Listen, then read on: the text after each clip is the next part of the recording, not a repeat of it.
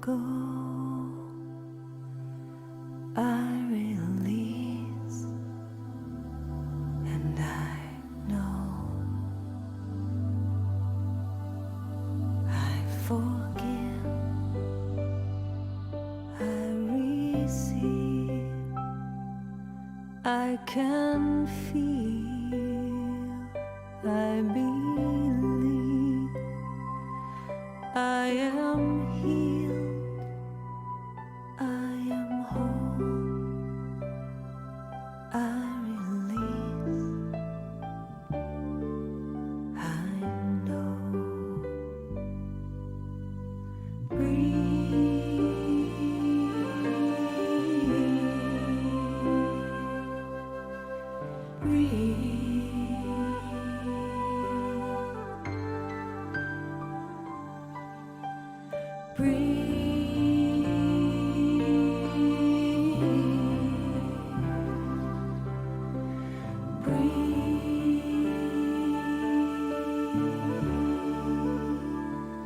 No need to push, no need to try, no need to worry or question why. Surrender, let go, release, and know.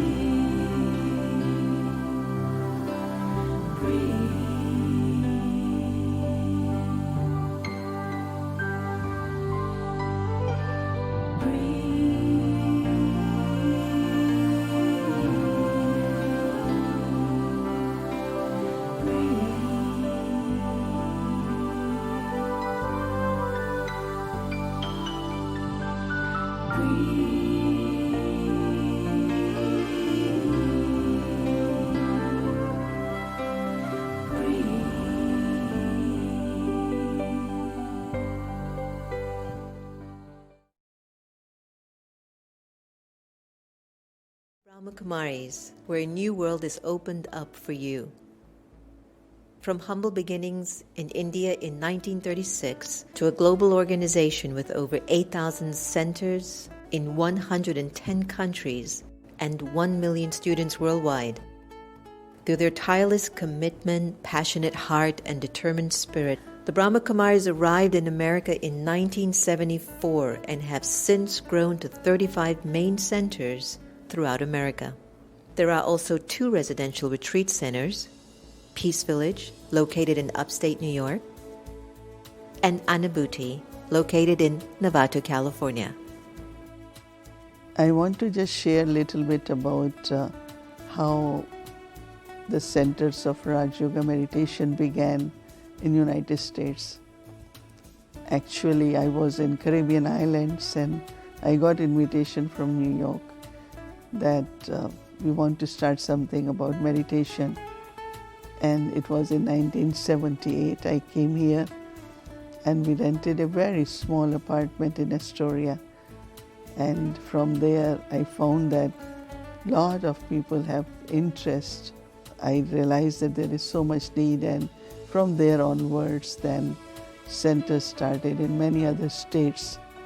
Our centers are safe spaces where you can explore the power of your inner world. The classes are conducted in many, many homes, many cities, all over across the United States. A lot of people, they learn meditation, they use it, that meditation, at their workplace, in their family. And also I find that children, young adults, because they are so much into like what really is the life about. The Brahma Kumaris are dedicated to personal and global transformation through the study and spiritual practice of Raj Yoga meditation. And at the heart of our teaching is the belief that the pathway to peace and happiness is to remember our original nature as spiritual beings connected to the One Source. In 1981, the organization received recognition as an international non-governmental organization affiliated with the United Nations and accredited with general consultative status with the Economic and Social Council. From organizing large-scale global initiatives to local community programs, the Brahma Kumaris has a tradition of service in every field that fosters spiritual growth among individuals from all backgrounds, cultures, and walks of life. I hold on to this vision, the world of love, world of peace and harmony, world which is free from conflict and sorrow, where we can live as brothers, one family, children of common parents, one supreme divine power. This is your invitation to awaken and join us in creating a world of love, peace, and kindness. Om Shanti.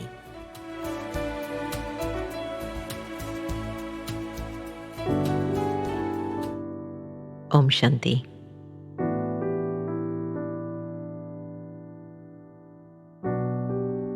As I sit here in quiet reflection,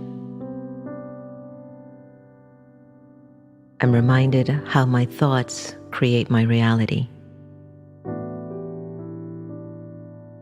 I've accepted that I am what I am because of what I think. So what if for this moment I choose to let go of my various attachments to physical forms that have limited my potential and my capacity? What if I chose to be free from limitations of thinking? So just for a little while, I invite you to take a deep breath. Inhale and exhale. And imagine for a moment, what if I no longer had an attachment to my name?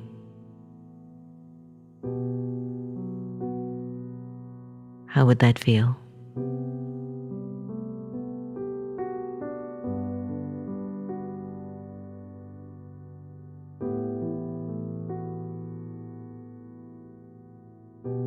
What if I let go of the awareness of the gender?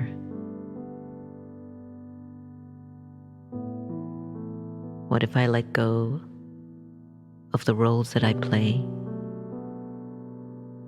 the titles that I own?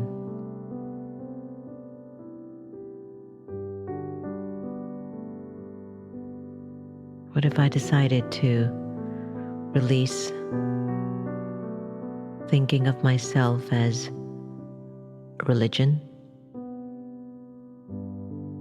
a language, and nationality.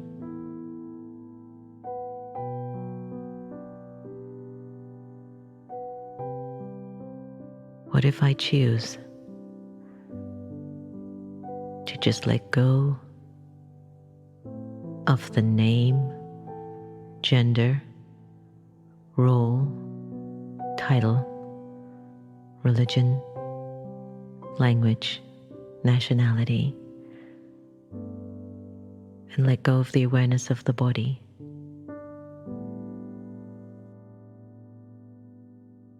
How would I feel?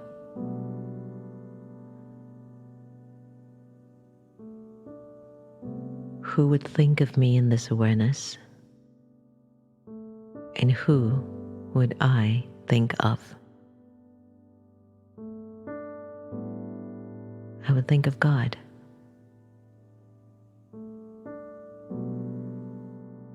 And God's remembrance would fall on me. And I, the living soul, would be completely free.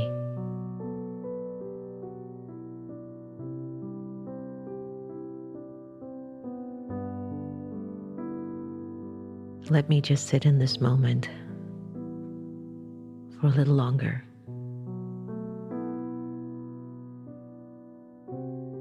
And just be free.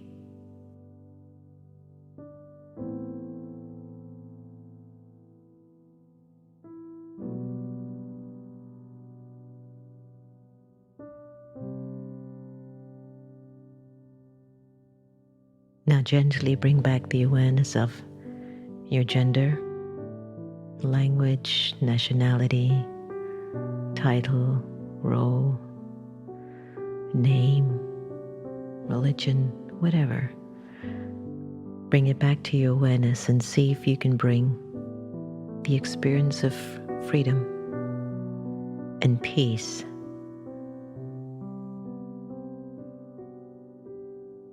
as you go out into the world and play your various parts.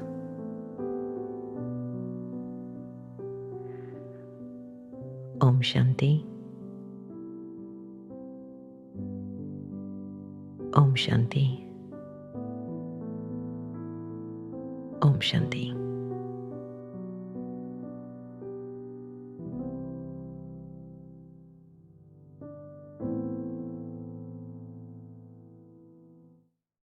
Om Shanti, everyone. Welcome to your next normal. I'm your host, Sister Jenna. Hope you had a really fantastic weekend and the day is treating you well because you are treating yourself well. Well, just to update you, my weekend this weekend was quite full, as it tends to be, but today was very easy. But yesterday I had the visitors over from the Unity.Earth movement and Fumi from the World Peace Prayer Society, which is a Japanese-based organization and nonprofit that basically plants these May Peace Prevail peace poles. I don't know if you've ever seen those, but also they have hosted hundreds of events in which they bring the flags of the countries of around the world, and they basically say a prayer. May peace prevail in the United States of America. May peace prevail in Cambodia. May peace prevail. And it's just such a nice experience. So tomorrow they're going to be on the steps of the Lincoln between 12 to 2 p.m. EST. And if you'd like to join them, it would be our privilege to have you go out there if you happen to be in DC. Of course, social distance, and of course, wear your mask and come and put on your biggest smiles, and let's really help to elevate the energy of light and peace in the world. Also, we had all the kids over. Akshay, are you on today, or are you still studying your Sanskrit? Anyway, Durga, let me know if Akshay's on, but I wish I had downloaded the video, but the kids were over the house on Sunday, and we just had a thought of inviting them in the studio and to record some shows. So we recorded everyone, 3 shows with the children, And the theme of the new show will be Kids Say the Wisest Things. So there were 4 of them, and each of them was a hoot, including Akshay. And let me tell you, the intelligence of these young souls, or rather, I should say, the intelligence of these young bodies with such wise souls just floored their parents. So I sort of interviewed them, and there were times that they answered my questions, and I just didn't even know what to say. I was literally dumbfounded. And I know that, during the pandemic, it's been a test, I've heard, for families at home to have the kids all day long, 24/7, and to be working on our computers or laptops, whatever you call them. So it's been quite an interesting sort of a navigation. Prior to the pandemic, families were struggling with running around, dropping the kids off at the daycare or at school, arranging a pickup for them after school or after school activities, and then coming home and cooking and rushing and taking care of that. And now you wake up, your kid is with you, they stay at home, your spouses are with you, they're staying at home. And if you're a woman and you might be, or the main person in the house that cooks and takes care of everything, just imagine the amount of load that's on that particular person. And so how do we navigate with that? And how do we find balance? Especially if the kids are young, if they're like under 15 or under, let's go even under 10. And you want them to develop their personality. So that means they're not going to be disciplined. They're not going to be in order.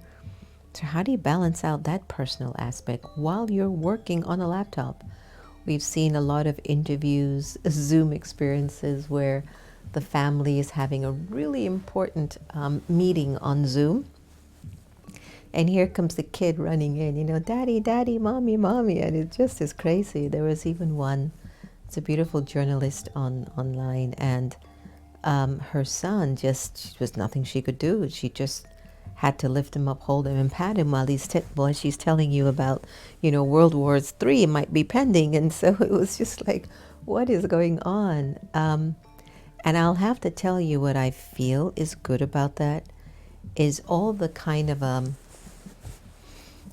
the cosmetics that we've been accustomed to, those are going. And so, yes, when a mother has to take care of the baby and still read the 6 o'clock news live, or go to a board meeting, or make a big decision for the company, and, the child is there needing milk, whatever it might be, I think it shows the reality of life, and it helps women especially to not feel so stressed, and for women to question if they're even a good mother. Because in the media and in movies, it shows, the mother getting dressed in her power suit and getting into her luxury car, kissing the kids goodbye, see you later, goes to a power job and, does her big corporate executive speech and runs the show and comes back home, and the kid is there, and maybe there's someone cooking for you or whatever it might be, but it shows like she's in charge, and that her personal life is together and she's no nonsense. And you could see that once and twice, you can see it a few times, and then you hear about a summit of women empowerment, and you attend the summit and it talks about a woman with 3 kids, a husband, has this amount, makes this amount every year, and you look at her and she looks all well put together, and you're sitting there disheveled wondering what's wrong with you. So all of that is out the door. All of that is done because of this pandemic. Because what we're getting to realize is the reality of life and the real moments that every person goes through, but they don't document. Now they don't have a chance. It just shows on your Zoom sessions. It's just what it is. And there's something so beautiful about that, because it can help us, especially as women and mothers, to reduce the distraction of depression and maybe feeling that you're not good enough, because the conditioning of mass media or the condition of social media or just the narrative is that If you want to be a good mother, is you can get up and you can get dressed and you can maybe make a nice breakfast and get dressed and go out in your beautiful car and go to your high-rise building and mash up things and make it really look powerful and come home and be in charge. And if you feel like you don't have that, depression can sneak in because it's luring you. It's luring you to believe this is how you're supposed to be in your personal life. You're supposed to always be well put together. You're supposed to have everything in check. Your husband is supposed to be like this. Your wife is supposed to be like that. And I'm beginning to think that one of the reasons why so many marriages are going through such a strain is that people are being brainwashed to believe that you're supposed to have the kind of marriage that they show in the movies, like good-looking guy, good-looking girl.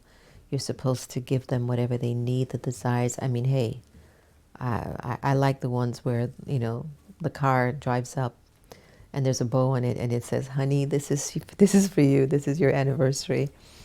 I'm not going to knock that. I'm just saying that sometimes you look at those images a lot of times and you don't discern that it's an illusion. It's just television or it's just movies. It's not real. And you sometimes stop being kind. And you stop caring about the people that you should care for. And you tap into all the wrong things about the person and you lose your balance. And if you have to work at home with your spouse or with a roommate or with an in-law, and what you're recognizing are the things that are not helpful, things that are focusing on their weaknesses or their limits, and you're not tapping into the power of kindness or the power of sacrifice or the power of generosity, and just accepting that it is your honor and your privilege to be of service and to give and to offer. So I came across this incredibly beautiful video, and it's a 3-minute video. It actually won the Oscar for the best animated movie. And I thought that this would set the tone because in order for us to strike a pretty good balance and navigate between our personal life and work life, I think we need to raise the bar in terms of the way we want to show up in the world, and that we don't need praise and recognition to feel like we need to be fed, that it's our good deeds and it's our kindness that actually will feed the soul and create a healthy balance. So let's take a look at this and see if you like it.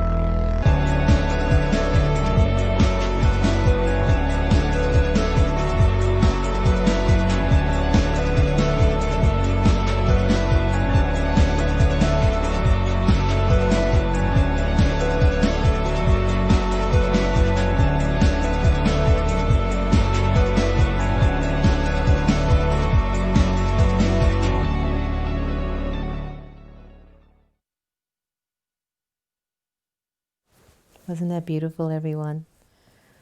I kind of had to just pause with that video, and I got it from my Caravan of Unity WhatsApp group. It was just so touching. And I want us to just continue from here, because a lot of times we question or we are frustrated with the way life is unfolding. It feels like it's a dreadful imbalance. And even though we have such intelligence and we've done just about everything right, there's still sometimes something inside the spirit that doesn't sit comfortably, that is still quite unsettled, maybe restless, maybe a little bit disturbed. And really, it sometimes for me, it takes me to sometimes the small things that maybe I'm not paying attention to. Okay, we go to work, and now most of us, I don't know, I guess 70 or 80% of us are still working from home, right? So let's say you go into a room where you have to do your teleporting, and that's fine. And the kids come, and the spouse comes, and the phones come, and the Amazon delivery guy comes to the door, or a visitor comes by, and all these distractions come at you. And you find that you are pulled away again and again, and you get angry, unkind, you get distressed, and you feed that energy more and more while you're still working at home, and then everybody in the house also picks up on that energy. It totally makes it an uncomfortable, unhealthy environment to be in, because you're angry, there's nowhere to go, the kids are making noise and they might be getting angry, your spouse is at home and they might be also getting angry, people are upset, and just the whole environment is just unhealthy for everyone. So what if your mentality had this element of kindness, like you witnessed in the animated cartoon, where you recognize that if I can find that special place in me, that special spot in me, that I start to do things around the house where nobody really has to notice that I've done it, but when I do it and I look back at it, it just feels like beauty. One of my favorite areas in the house to what we call karma yoga, to put the vibrations of Baba's love in, is in the kitchen. And whenever I just go around just the stove and, wipe whatever little oils or stuff are there, or wipe it down, even the counter, and unfortunately, Sister Gita sprayed, I don't know what she sprayed in the sink. Some contraption. I don't know what it is, but we cannot get it out of the sink. So when you kind of look in the sink, it looks like it has scratches. But I think it's that thing that she sprayed that has damaged the material. But anyway, apart from that, I tried it and I scrubbed and I scrubbed and I scrubbed. I just couldn't get it out. But you'll find that, if you do like these little things, if it's just you see a little bit of mold building and you decide, I don't want that mold to spread, and you just clean it with that love or attention, or you see a little bit of food on the floor and you pass it by and you go back and you just sweep it up, or things look like it's a little bit out of place, or stuff in the fridge looks like it's not in order. When you do it just for the sake of wanting the energy to flow beautifully, because it creates a healthy environment, then that's going to come back and serve you. Not only are you taking care of your work life and your professional life, because you have to show up at work and you have to have the right mentality, but you're also taking care of your personal life, because you're showing that you care about even the small things in life that matter. And when you're able to identify and serve the small things in life, you start to really feel a deep sense of personal accomplishment. You don't have to wait for the big thing to happen to you to feel that you're succeeding or that you've reached your destination. It's the joy of the little things that you do. So important. And I know you might think that to find a balance in life, when you go to work, commit to this amount of time, go for a walk in the park, yes. Go smell the trees, yes. Don't run to social media to take a break from the monotony of your job, yes. Try not to be angry too long with people. Yes, all of that will help you, of course. As long as you don't maintain your anger too long. Okay, a little bit. You got angry, 30 seconds, 1 minute, 2 minutes. How long can you actually stay angry? It's not going to be healthy if you stay angry for a very long time, right? So it's even healthy if you do blow your top, but you only do it for a few seconds. And the best part is if you apologize, makes it even better. But it's the small things, everyone. It's the little things that you do. Our brother who cooks, the one that Sister Gita had titled, The Brother Who Cooks, he left this morning. And we were saying how we can feel his presence is gone. Like, in a way, the house is quieter, but it's not in a negative way. He has this joyous energy about him where he's just happy about things in life. And I could notice how he did the small things around the house, like he would take care of underneath the deck, and he wanted to create this, put this. He experimented with making different foods, and he was so excited. And he was excited, but the small things, even though he's an engineer working for a major company, doing big development, it was the small things that he was so happy about. Generally, he'd be sitting right here in the corner. Sister Gita would be here, and Sister Gita would try to give him the chair to sit. He's like, no, I just want to sit on the floor. And he would just be looking and listening. Then he would take the notes down of what I was saying, and I would observe that in him. Those were the small things. But I remembered, because of his job, and he is single, so I guess maybe some supervisors or managers tend to put more weight on some employees who might be single.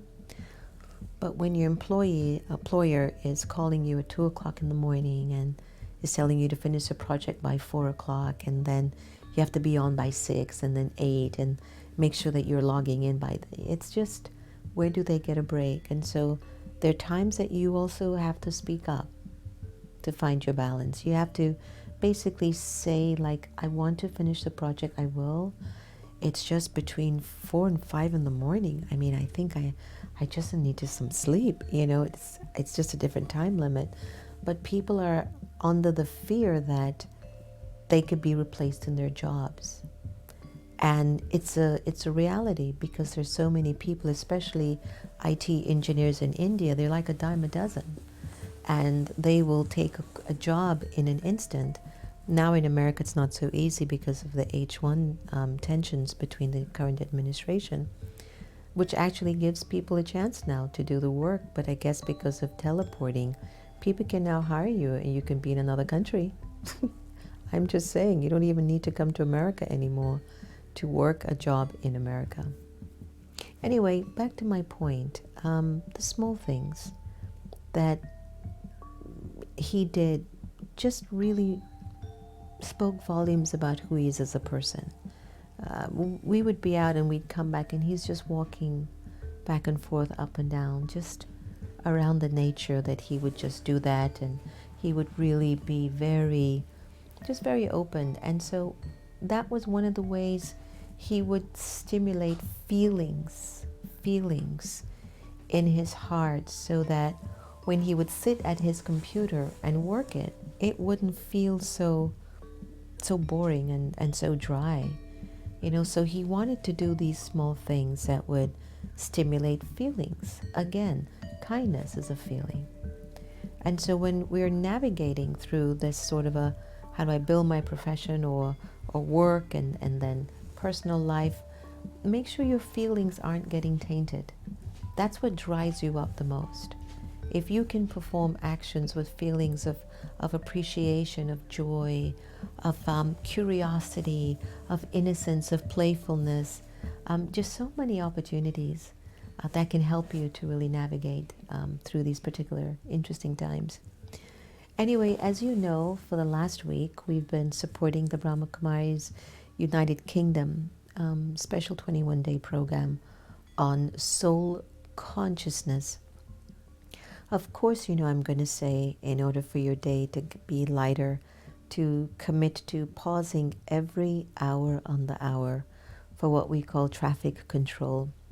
And traffic control will help you to just pause for a minute to 3 minutes of checking what's the thoughts that are really floating on the highway of your mind, and do you need them, or do some of these thoughts need to exit, and you know, some thoughts they need to stay with you and travel with you on your journey.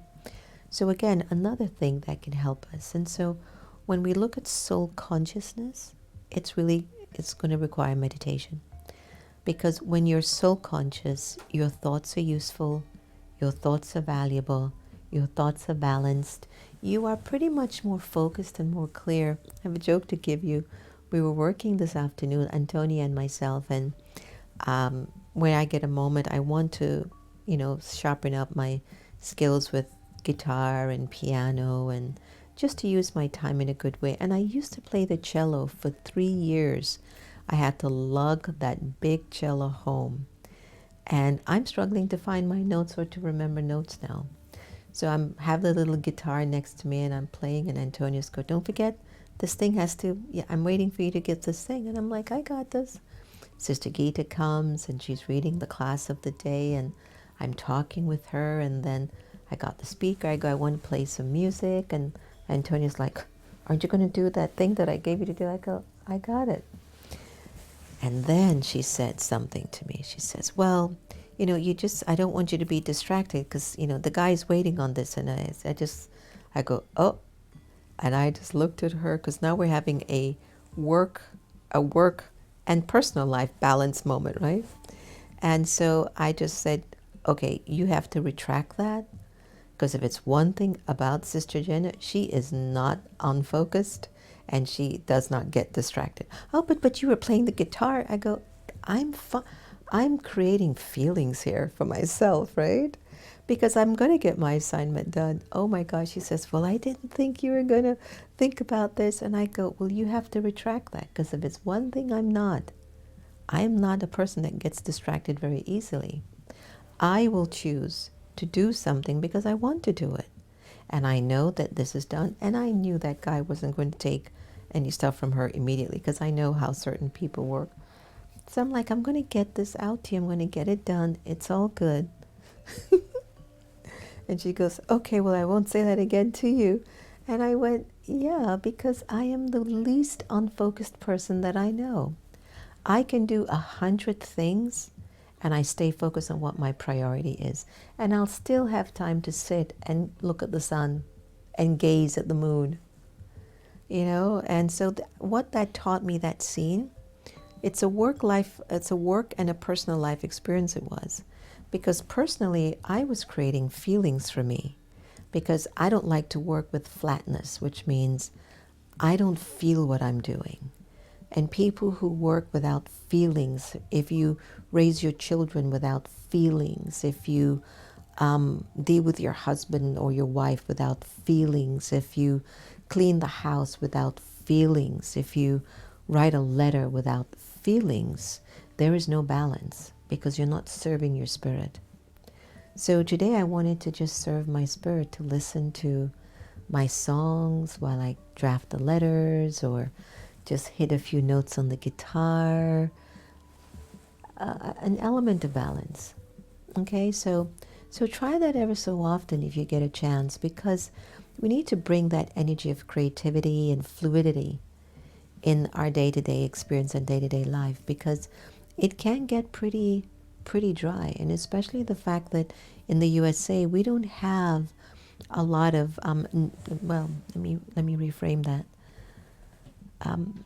We don't have a lot of what they say bhavna. Bhavna is things around us that serves our feelings, right? Like there isn't a lot of bhavna, a lot of feelings that you'll be at the laptop or something, and you turn to the right and you see your 5-year-old and your beautiful spouse, and you suck that in. Like, that's the bhavna, that's why I do what I do. I love it. So many people could be at home right now and they're so frustrated about the fact that they don't get a break. You know, their wives are there, their kids are there, everybody's there, and they are not enjoying them anymore. And once in a while, I'm asking you, look at them in silence and just go, they're so awesome. And send them your blessings. It will help you to create balance. So let's go back to the soul conscious meditation. I got a little bit off course, but it's a nice conversation to have, really. But anyway, let's really go into that practice of soul consciousness. That's always going to help to create feelings inside of the soul and spread a nice, healthy atmosphere around. So just take a deep breath. Breathe in deeply. Blow it out. Everything is going to be okay. Breathe in deeply again. Blow it out. Just allow yourself to be a little bit light. Don't be so heavy. Breathe in again.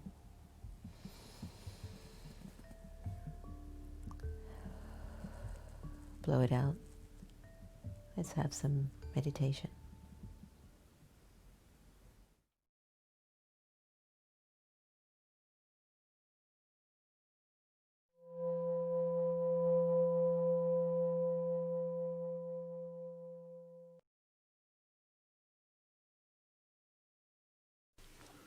Day 5. Detaching from troubling thoughts. We know what kind of events unsettle us because we tend to get caught up thinking about them again and again.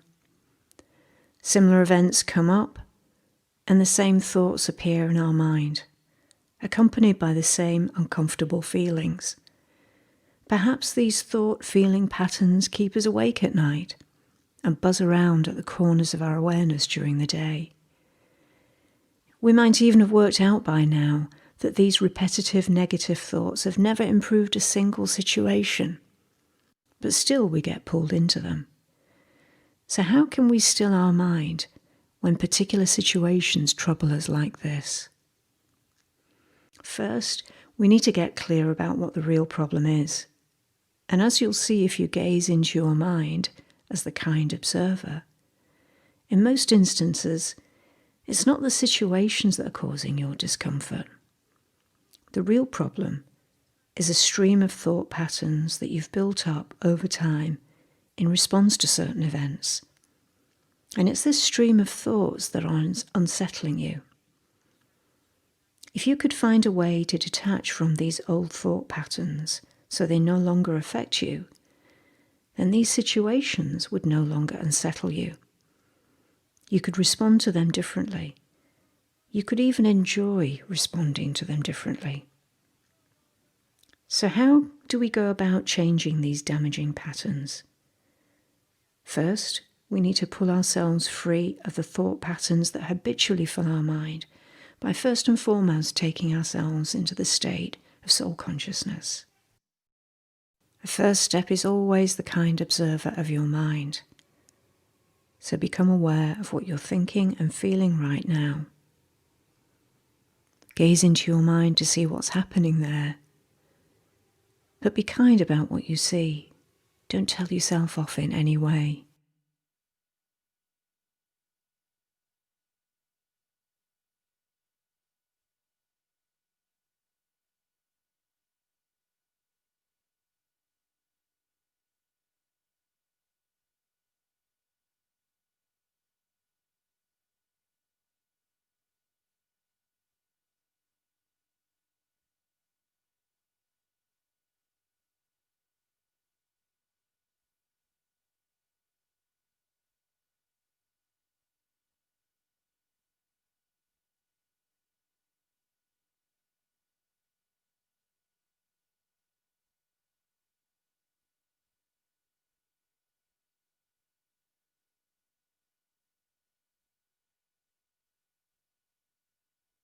Next, pull yourself above mind chatter, as if rising above a cloud into sunshine.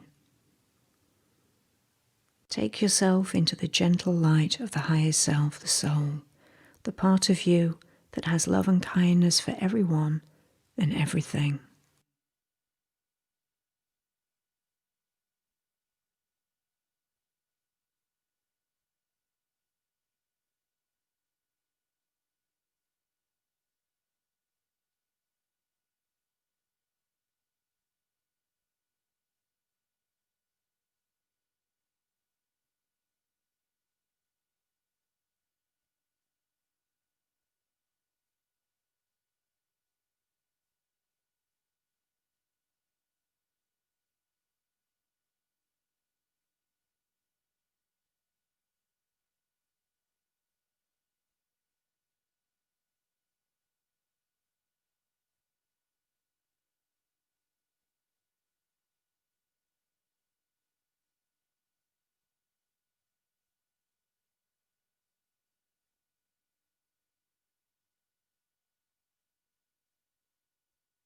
Now become aware of a situation, perhaps from the week ahead, that normally makes you feel uncomfortable. Something you have a slight dread about. See if you can become aware of the thoughts you normally have about this situation.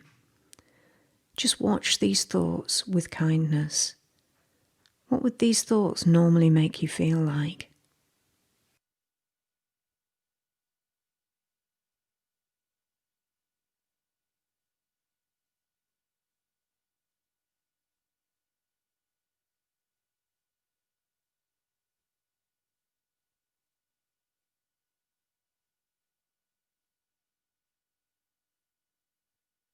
As you call to mind this stream of thoughts, you may start to feel caught up in the unpleasant feelings these thoughts create.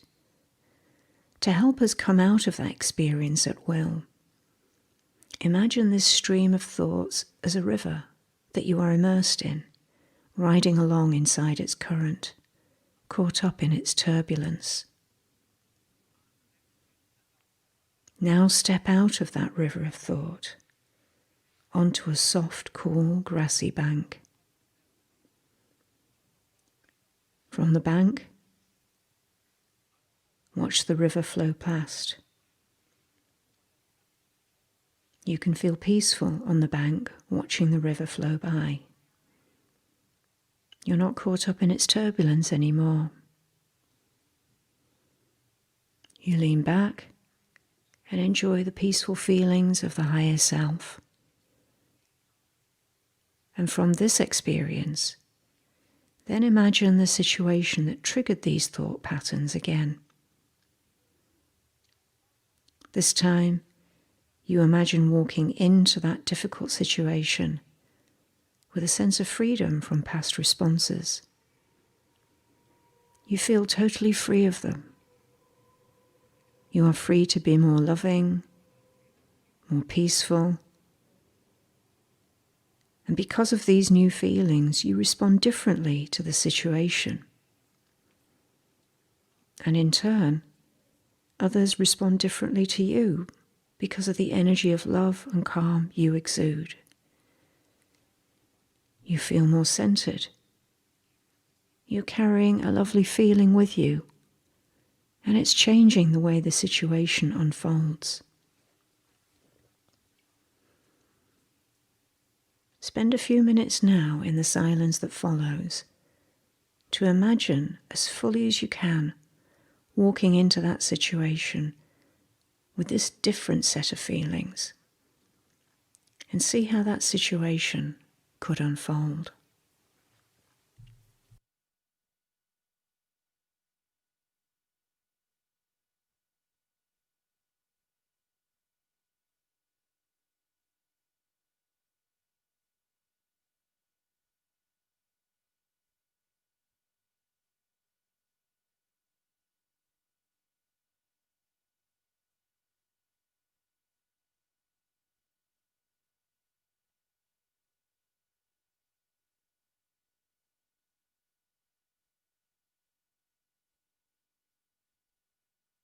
Three times today, detach from the river of your thoughts.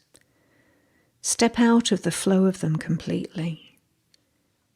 Take a break from them Savor the freedom this brings. Notice any changes to your day this creates.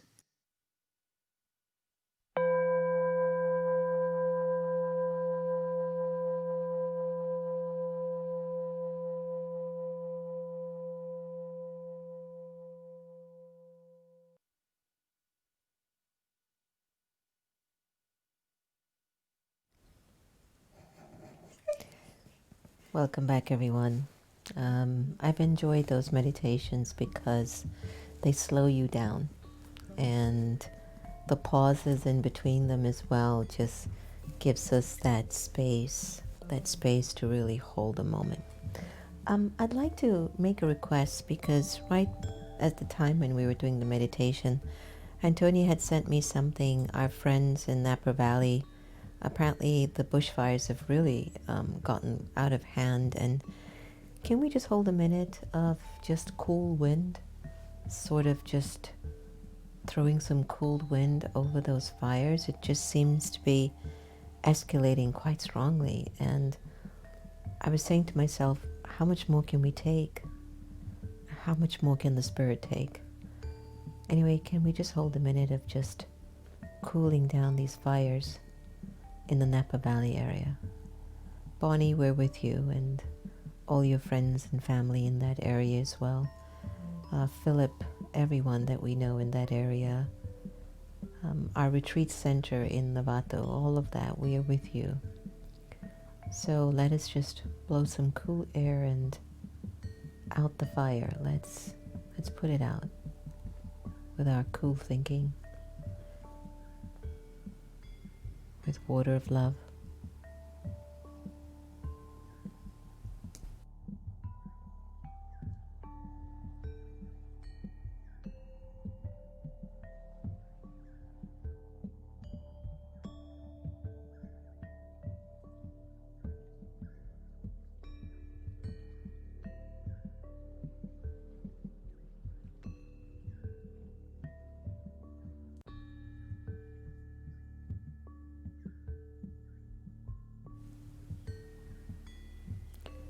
"2020 has been a brute.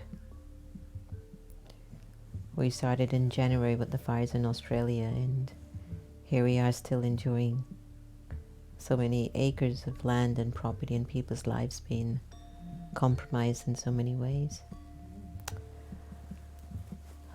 As much as we wait for outside solutions to everything that's falling apart, can I somehow stress on each and every one of you watching this, until we get rid of our weaknesses and we really do the work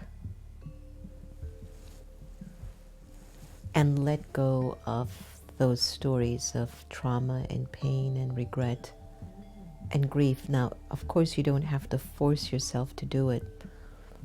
However, at some point in time, when we do that work by letting it go, and I don't know if I told you the story of this research thing that we saw the other day about a young woman who actually had amnesia and completely forgot that the guy that she was living with had actually killed her whole family. It was an accident, but everyone else knew that he was the reason behind the killing of the family in this accident because he was drunk. And she didn't know because she had amnesia. And she gave love, and what I had witnessed in that scene was he would resist being loved. He felt he didn't deserve to be loved because of the awful mistake that he made. And throughout the whole process, he struggled to allow himself to love because he didn't feel he deserved it, all because he held on to the memory of a mistake that he made. And what the experiment actually revealed is that she had forgotten the event ever happened, but she was just love. And the love was what was healing him, and at the same token was making him really struggle. But it was something that was shared, was that whatever is in faith, whatever is destined to happen, it's going to happen. There's nothing that we can do about it. But we should never stop loving, being open to receiving it, and being open to giving it. So what if we actually developed sort of a forgetfulness to all the mistakes our spouses have made, or our children have made, or our friends or in-laws? And what if we could bring love into what we have to do at work, and love into our personal experiences with each other? Don't you think just the feeling of feeling good would just enable you to just deal with whatever work has to give you, or whatever has to happen with the kids? And I say this with really deep sincerity, because was it yesterday? I forgot even what the date was, but we had things going on from the morning until late at night. And again, I felt no exhaustion from that at all. And I remember checking myself that I was coming from bhavna, those feelings, and that I just wanted to show up with that feeling. And even though I was working and I was taking care of my personal things, I was fine. I was just fine. And so in what way can we keep putting in the feelings required to soften, to nurture, to enhance, to raise the vibrations? And I know that if we're working at a job that we don't like, just that thought that I feed it over and over again, I don't like this job, can create a lot of problems, and it could be very stressful. Did you know that? It could actually make you feel like going to work, even if it's just downstairs in an office and pressing a button. It can make it feel like, oh, I just hate this. It's the thought of it. It's the thought that's making it wrong. You might be able to transform the job that you're doing just by transforming the way you're seeing it, and bring some creativity in it. Heck, bring a harmonica next to the laptop next and start to play something. Bring something that you can play with to bring out your creative energy, your creative flow. Write down some lyrics to a song or something, or find that space of creativity that can just help you to create that bhavana and to really open up a lot more things.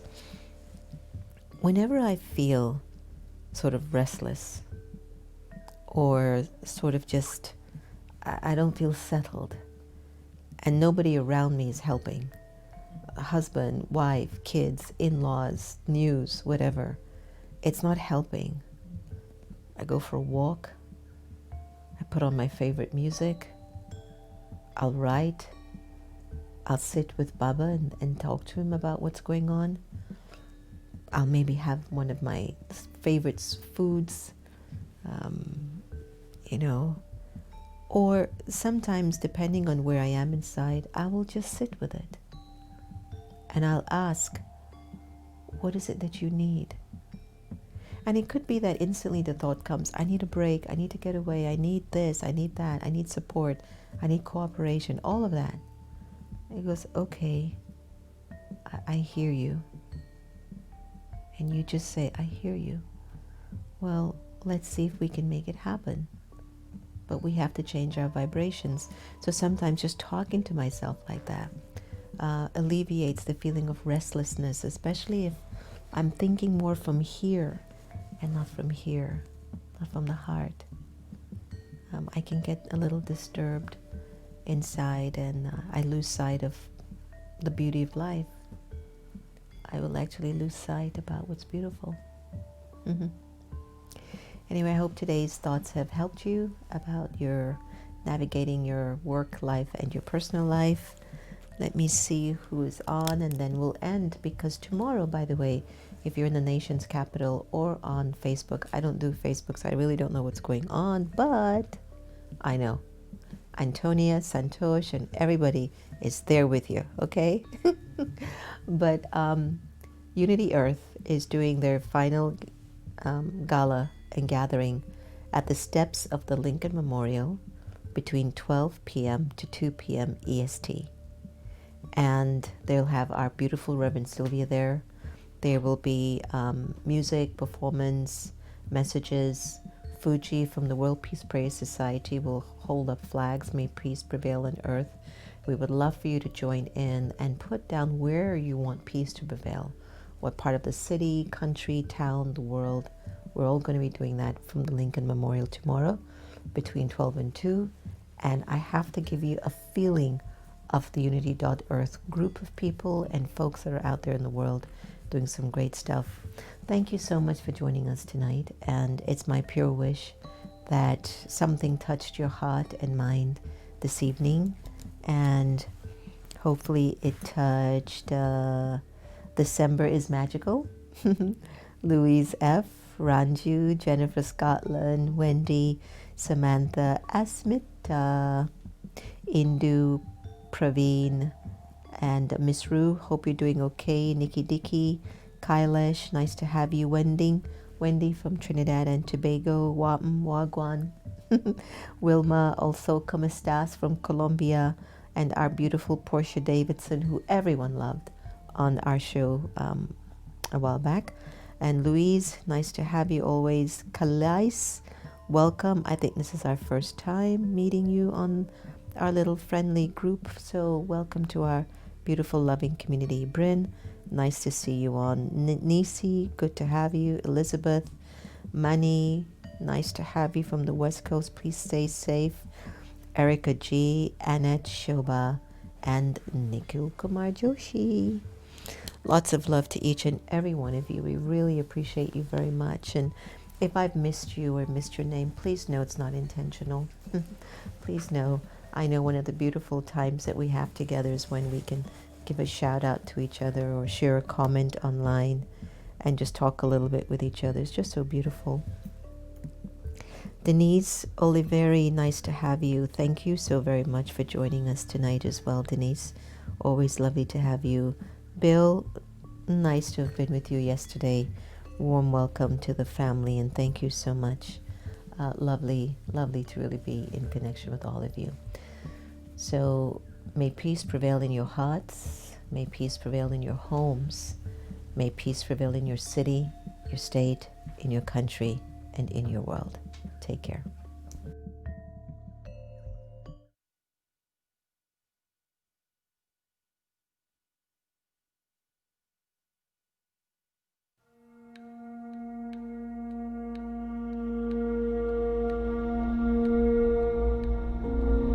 We Aboriginals don't separate heaven from earth. We have our dreaming with us at all stages and at all times. First Peoples' cultures have all been connected through their dreaming since the dawn of time. A dreaming of coming together, of humanity in balance with the earth, our mother, and all living beings.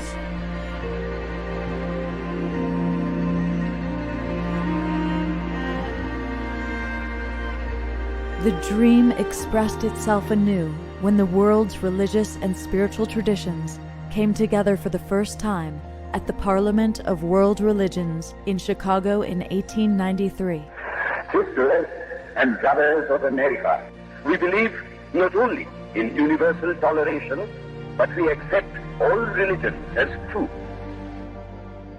Out of the devastation of World War II, the peoples of the world came together to sign the Charter of the United Nations in 1945.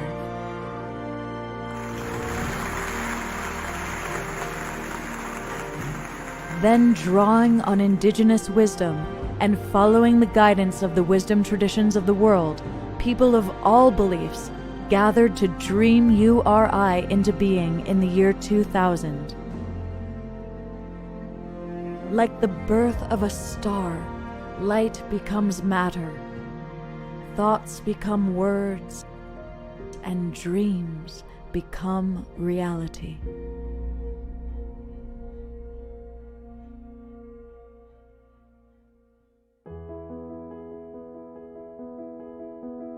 As the dream of unity always finds new ways to express itself, Unity Earth begins its journey of music and spirituality in Chiang Mai with the first U-Day Festival in 2012.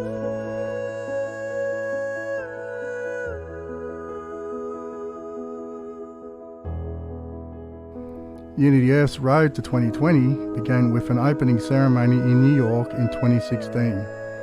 This series of global events has held ceremony at sacred places around the world to celebrate the dream of humanity uniting, bringing together religious leaders, Indigenous leaders, musicians, activists and thought leaders.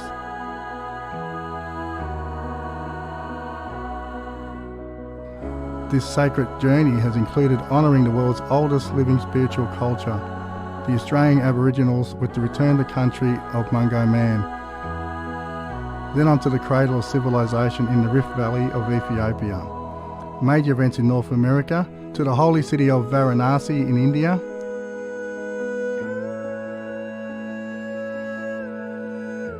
and most recently across the Holy Land in the Middle East.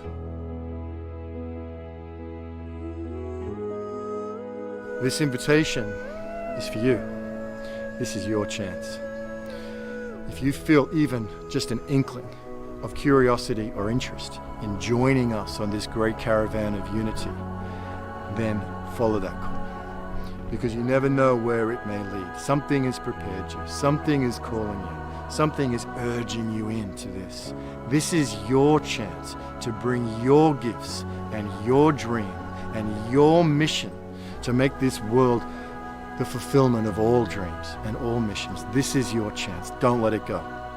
Come and join us. Participate. Let us know what you want to see. Let us know what you want to be. What can you contribute to the Caravan of Unity? What can you contribute to Peace Weekend 2020? This is your chance. Don't let it go.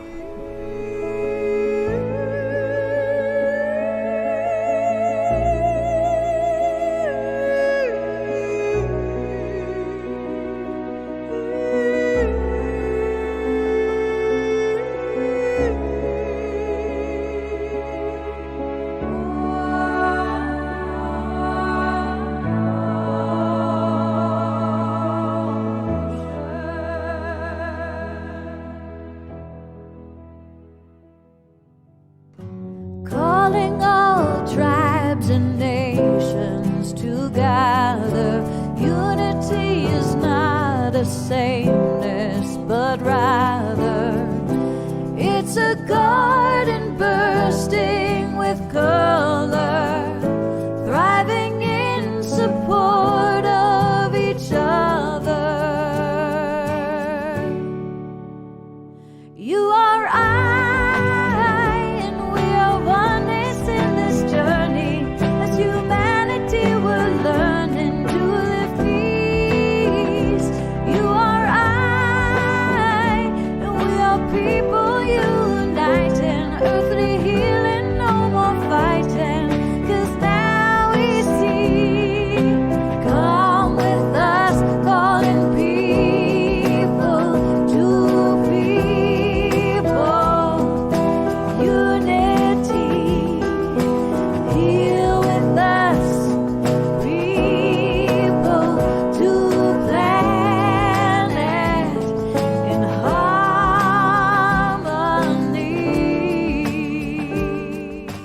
the vision of the people that are present here is global, and it's changing the world in ways that we're only beginning to experience now. So come, let your peace warrior be activated, let your love light shine, and know that you matter. Your love matters. It makes a difference.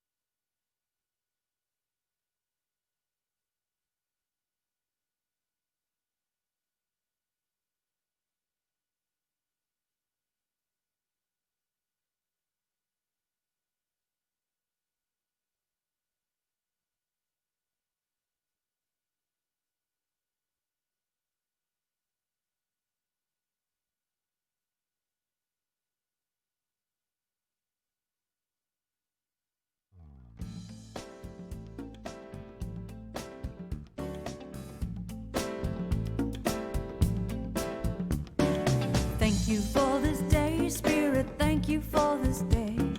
Thank you for this day, Spirit. Thank you for this day. This healing, this healing, this healing day. This healing, this healing, this healing day. Thank you for this day, Spirit. Thank you for this day. Thank you for this day, Spirit. Thank you for this day. This healing, this healing, this healing day. This healing, this healing, this healing day. Thank you for this day, Spirit. Thank you for this day. Thank you for this day, Spirit. Thank you for this day. This healing, this healing, this healing day. This healing, this healing, this healing day. Thank you for my friends, Spirit. Thank you for my friends. Thank you for my friends, Spirit. Thank you for my friends. My wonderful, my wonderful, my wonderful friends. My wonderful, my wonderful, my wonderful friends. Thank you for my friends, Spirit. Thank you for my friends.